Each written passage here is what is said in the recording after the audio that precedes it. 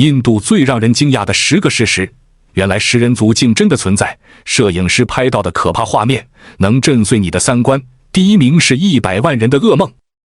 印度有着悠久的历史，也有无数让人惊讶的故事。在这里有多到无法计数的神灵，还有6万年无人敢登上的岛屿。在印度，每过13分钟有一个女性被强奸，无数穷人为了一日三餐而发愁，而顶级富豪却花费6亿美元举办一场婚礼。印度如同来自另一个宇宙，让人眼花缭乱。本期视频奇趣最 top 将带您走进一个不一样的印度，让我们一起来看看印度有哪些让人惊讶的事情。欢迎点击订阅并打开小铃铛。现在我们一起出发吧。第10名，3亿3300万个神灵。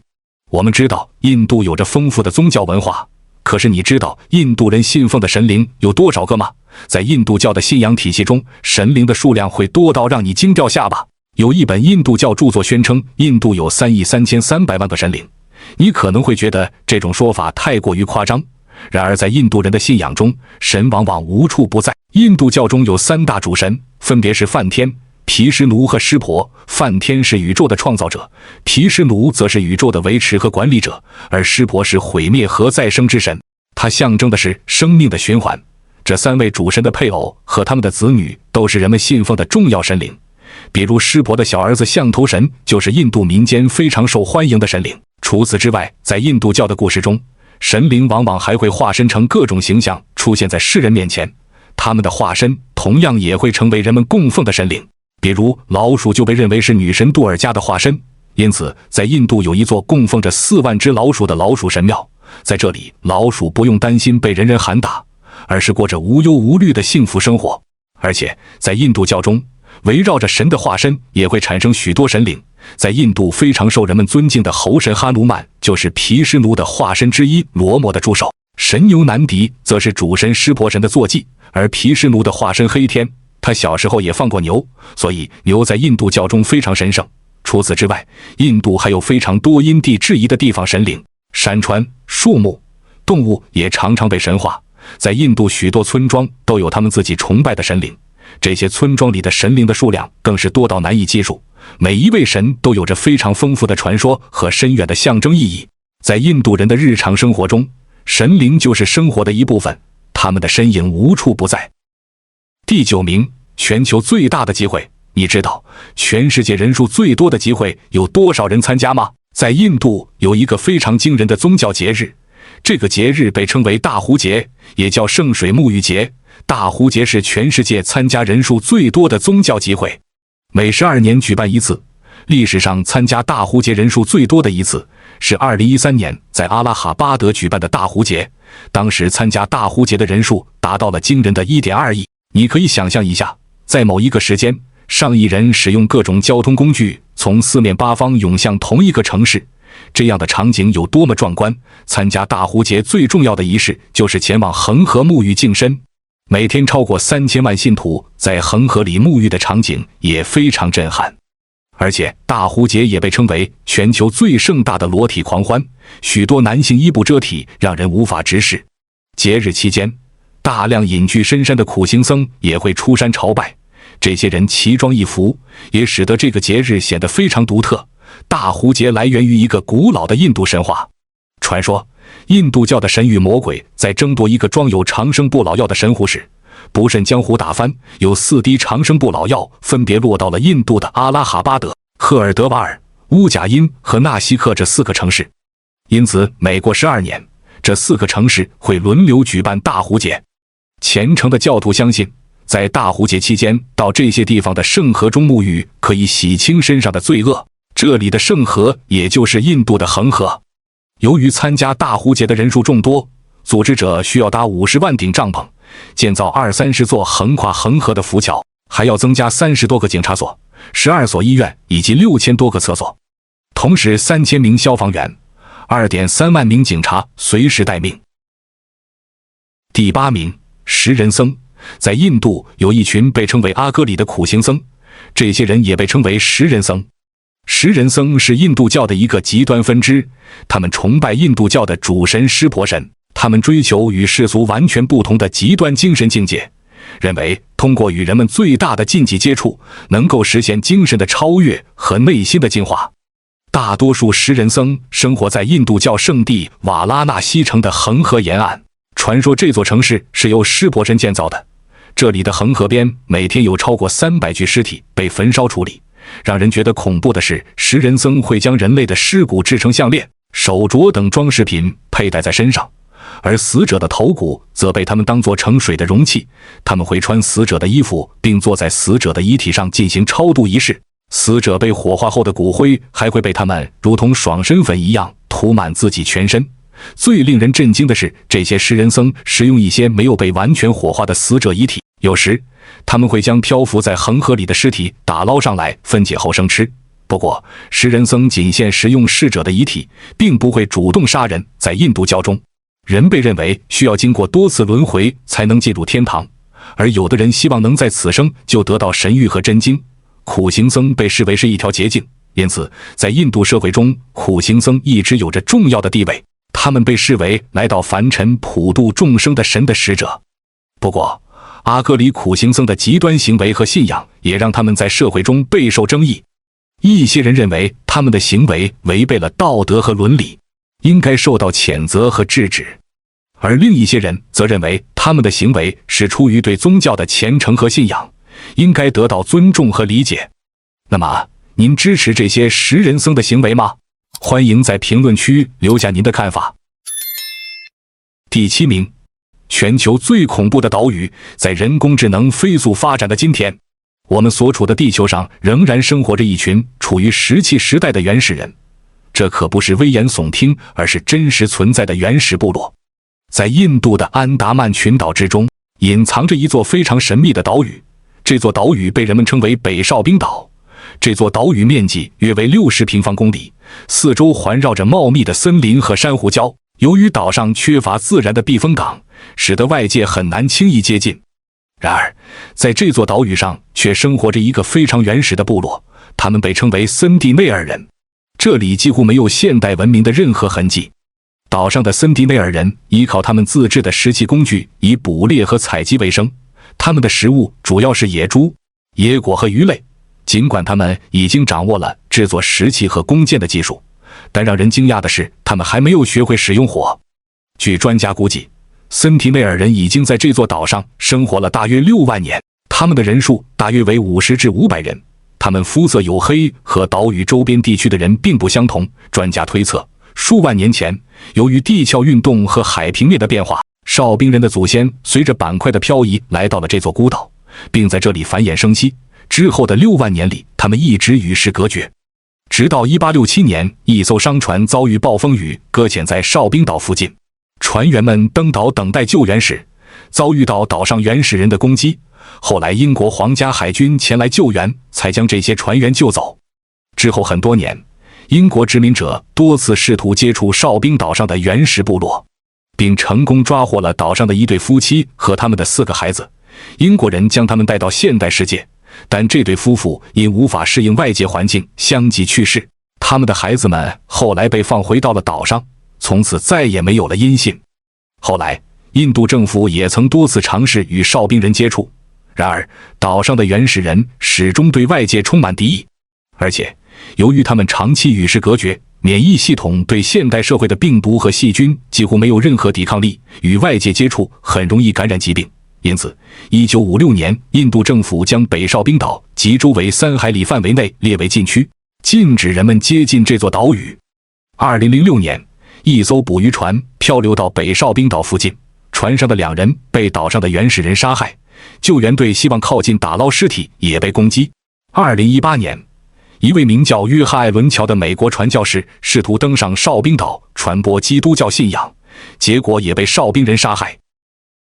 第6名，全球最高产的电影市场。说到印度电影，你的脑海中会不会闪过很多优秀的印度电影画面？印度是全球每年拍摄电影最多的国家，每年有超过2000部电影在印度上映。如果你觉得2000这个数字并不值得惊讶，那么我告诉你，美国每年发行的商业电影、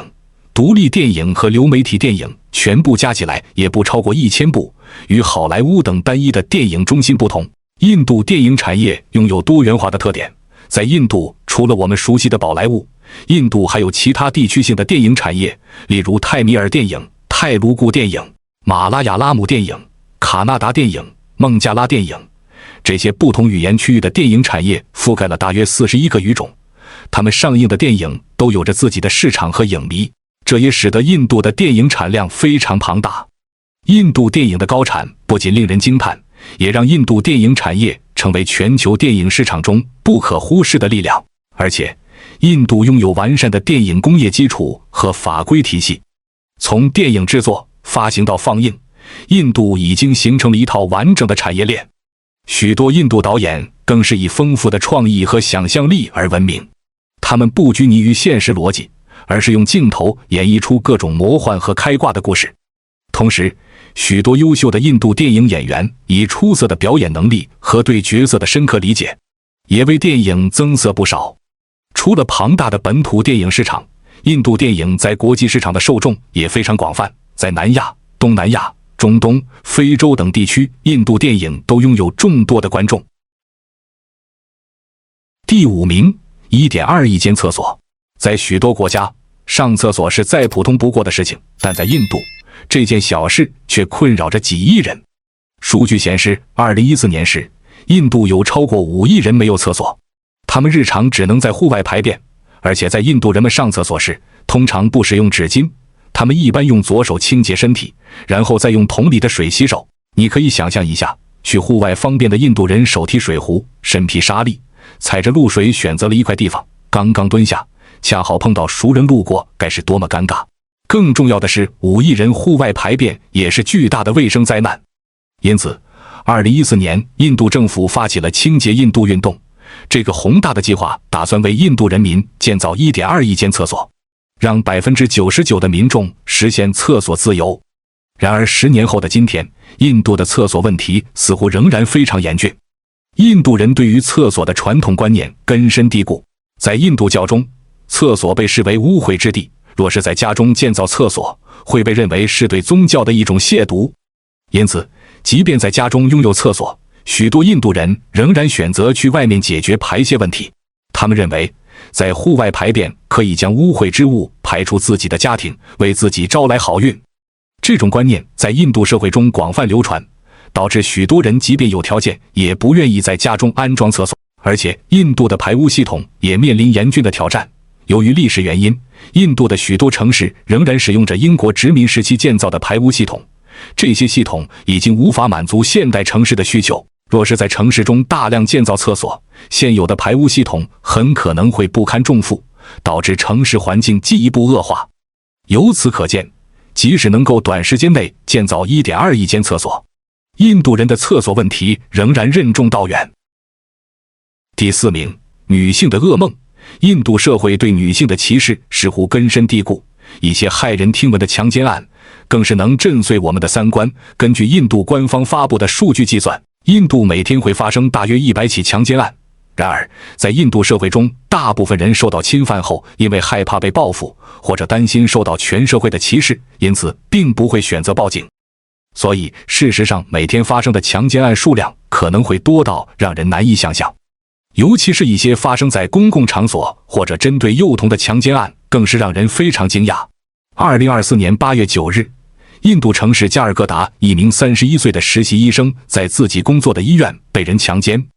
2024年8月13日，印度马哈拉施特拉邦博德拉布尔2名4岁女童在学校的卫生间遭性侵。2024年8月18日，印度拉贾斯坦邦一名2岁女童被45岁的已婚男子强奸。2024年8月22日晚，上完补习班骑车回家的女孩被3名骑摩托车的男子袭击后轮奸。同样是2024年8月26日，一名19岁的护理专业女学生乘车回家时，喝了司机提供的饮料后被迷奸。除了频繁发生的强奸案，在印度一些偏远地区还存在着群婚现象，一名女子被迫嫁给多名男子。印度北部的阿坎德邦21岁的拉约维玛在18岁时就嫁给了一个家庭中的5个兄弟，除了日常服侍5个人之外，他还要承担非常繁重的家务劳动。这样的婚姻让他感觉如同陷入了地狱。然而，在印度还有更让人难以接受的婚姻形式，那就是与非人类结婚。在印度的一些偏远地区，如果一个女性被认为受到了诅咒，她很可能会被迫嫁给一只动物来祈求摆脱诅咒。2014年，一位来自印度东部村庄的18岁女子就被迫嫁给了一只流浪狗。除了嫁给动物，印度一些地方的女子还会和神像或者树木完成婚礼仪式。第3名，1652种语言。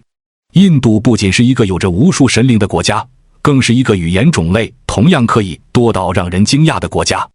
根据统计，印度共有1652种语言和方言，这些语言主要属于印度的4大语系，分别是印欧语系、达罗毗荼语系、汉藏语系和奥亚语系。印度全国 74% 的人口使用的是印欧语系，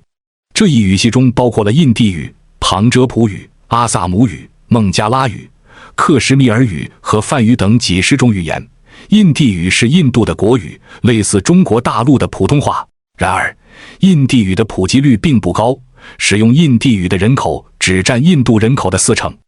除了印欧语系外，达罗毗荼语系也是印度重要的语系之一。这一语系中主要语言有泰米尔语、坚纳勒语、马拉雅兰语和泰卢固语等。泰卢固语是印度安德拉邦的官方语言，使用人口众多，被誉为印度第2大语言。此外，汉藏语系和奥亚语系也在印度占有一定的地位，不过这2种语系的使用人口相对较少。另外，英语在印度也具有重要的地位，尽管以英语为母语的人口非常少，但将英语作为第2语言或第3语言来使用的人口数量却非常庞大。据统计，在印度使用英语的人口大约有 1.2 亿人。英语在印度不仅是行政和司法用语，更是教育、科技、商业等领域的重要交流工具。虽然印度人使用的语言众多，但不同的语言和方言在不同的地区有着各自独特的地位和使用范围。这种语言的复杂性给人们的交流带来巨大挑战。在印度，由于语言和文化的差异，不同地区和民族之间的交流融合面临着一定的困难。印度政府一直致力于推广印地语和英语作为国家的通用语言，然而效果似乎并不理想。第2名，6亿美元的婚礼。印度是亚洲贫富差距最大的国家。研究显示，印度最富有的 1% 人口控制着全国 40.1% 的财富，其收入达到全国总收入的 22.6%， 而占全国人口1半以上的穷人仅拥有全国财富的 4.1%。2024年7月的一场花费6亿美元的婚礼，更是让人们见证了印度顶级富豪的奢靡。7月12至14日，亚洲首富、印度信实集团董事长穆克什安巴尼之子阿南特安巴尼迎娶印度医药大亨之女拉迪卡梅尔查。这场婚礼花费超过6亿美元。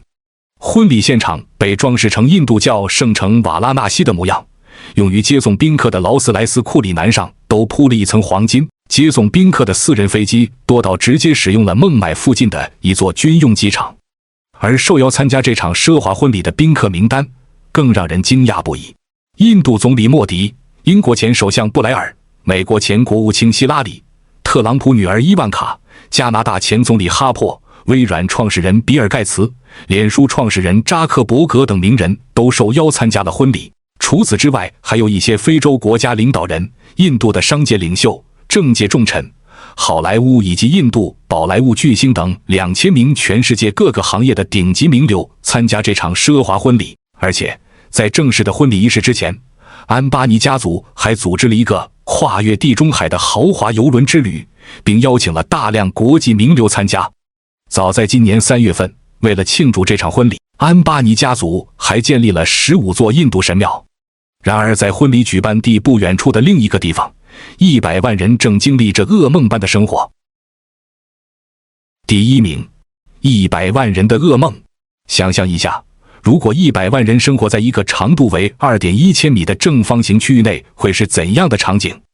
印度孟买最大的贫民窟达拉维就生活着将近100万人。这片区域不到2.1平方公里，是全世界最大的贫民窟，也是全世界人口密度最高的区域之一。贫民窟内的街道狭窄肮脏，污水横流，垃圾成山，散发出阵阵恶臭。而且贫民窟内还缺乏稳定的供水系统，居民们只能依靠公共水龙头或收集雨水来满足日常用水需求。在贫民窟里，只有大约1%的住户拥有独立的私人厕所，更多的人只能使用公共厕所或露天排便，这也进一步加剧了卫生问题。这种生活环境对许多人来说是一场真实的噩梦。然而，贫民窟内的食物卫生同样让人担心。这里的居民大多生活在贫困线以下，街边的小摊上的油炸食物就是他们的一日三餐，而这些摊贩的卫生条件往往很差，他们的食材来源不明，加工过程更是让人一言难尽。营养不良是这里的常态，尤其是儿童和女性，再加上肮脏的环境，许多人患病后因负担不起医疗费用而无法治疗。这片贫民窟内分布着许多从事皮革制品、陶器制作、塑料回收、纺织等小型作坊。这些家庭使工厂为上无数家庭提供了生计，但是这里的人们收入微薄。由于家庭贫困，许多孩子不得不辍学打工，成为小工厂里的童工。大多时候，他们每天的收入仅能购买一日三餐。对于贫民窟里的人来说，每天面对的是噩梦般的环境、脆弱的健康和生计的重压。在这个极端现实与梦想交织的地方，大部分人日复一日挣扎着艰难谋生，出人头地是遥不可及的梦想。这个巨大的贫民窟虽然为他们提供了栖身之所，但也成为了困住他们的噩梦。好了，以上就是本期视频的全部内容。您对印度这个国家有什么看法？如果您对我们的视频有什么建议或意见，也欢迎在评论区告诉我们。如果您喜欢本期内容，请将它转发给你能的朋友，同时欢迎关注、点赞和评论。感谢您的收看，我们下期再见。